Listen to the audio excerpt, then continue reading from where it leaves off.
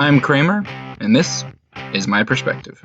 Today we're going to discuss some great films that more people need to watch. We're going to start off this list with one of my favorite films of all time, Clue. Clue was released in 1985 and is based off the 1943 Waddington's board game of the same name. At the start of the film, 6 strangers are invited by an anonymous letter to a New England mansion. Eventually, Mr. Body arrives.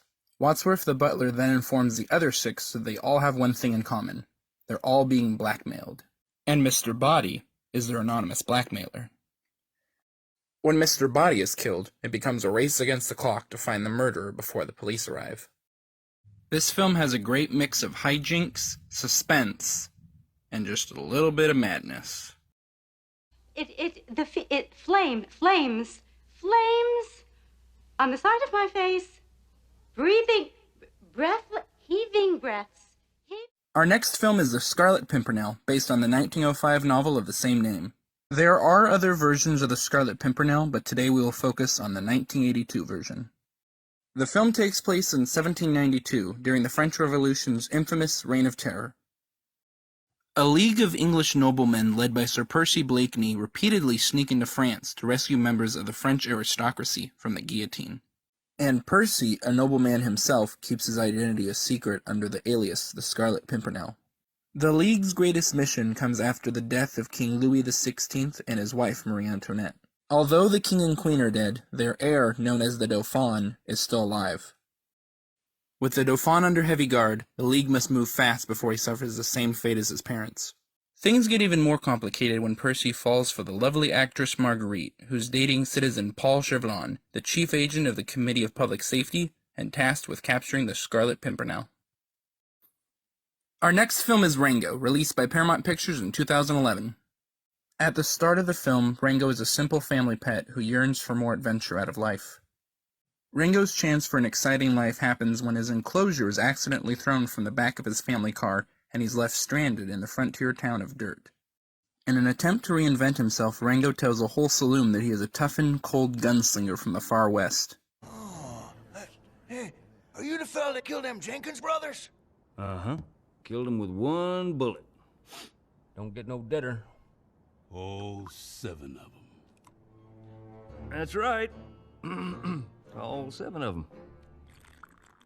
Although Rango's story is about himself and enthrall the entire town, it lands him in over his head when he's appointed the new sheriff. Through sheer luck, Rango manages to defeat a few adversaries, but he feels his luck might be shifting when he learns about the outlaw Rattlesnake Jake. Our next film is The Silence of the Lambs, released by Orion Pictures in 1991 and based on the 1988 novel of the same name. Young FBI trainee Clarice Starling is pulled in by Jack Crawford, who informs her that the FBI's newest target is a serial killer nicknamed Buffalo Bill. Jack Crawford tells Clarice that he wishes to have insight from the mind of psychiatrist-turned-cannibalistic serial killer Dr. Hannibal Lecter.